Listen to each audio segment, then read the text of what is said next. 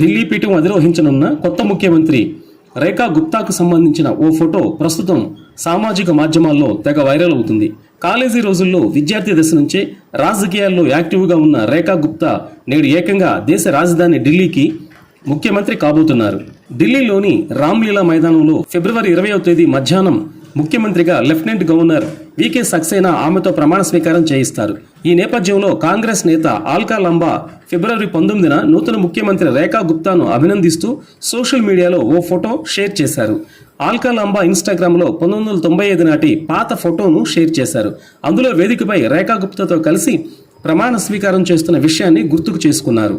నాడు national student union నుంచి Delhi university student union అధ్యక్షురాలిగా ఆల్కా, ఏబీవీపీ నుంచి జనరల్ సెక్రటరీగా రేఖా గుప్తా ఎన్నికయ్యారు. ఈ విషయాన్ని ఆల్కా తన పోస్టులో ప్రస్తావించారు. ఢిల్లీకి 4వ మహిళా ముఖ్యమంత్రిగా ఎంపికైనందుకు రేఖా గుప్తాకు అభినందనలు తెలిపారు. ఆమె సారథ్యంలో యమునా తల్లి పరిశుభ్రంగా ఉంటుందని, కుమార్తెలుగా మేమంతా సురక్షితంగా ఉంటామని ఆశిస్తున్నట్లు తెలిపారు. 1992లో ఢిల్లీ విశ్వవిద్యాలయంలో దౌలత్ రామ్ కళాశాలలో చదువుతున్న రేఖా గుప్తా విద్యార్థి దశలోనే రాజకీయాల్లోకి ఎంట్రీ ఇచ్చారు.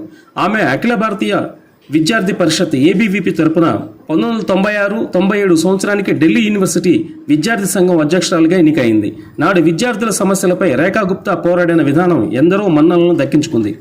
2007లో నార్త్ పితంపురా నుంచి కౌన్సిలర్గా ఎన్నికైన రేఖా గుప్తా ఆ ప్రాంతంలో లైబ్రరీ, పార్క్, స్విమ్మింగ్ పూల్ లాంటి సౌకర్యాలను అభివృద్ధి చేయడంతో విశేష కృషి చేశారు.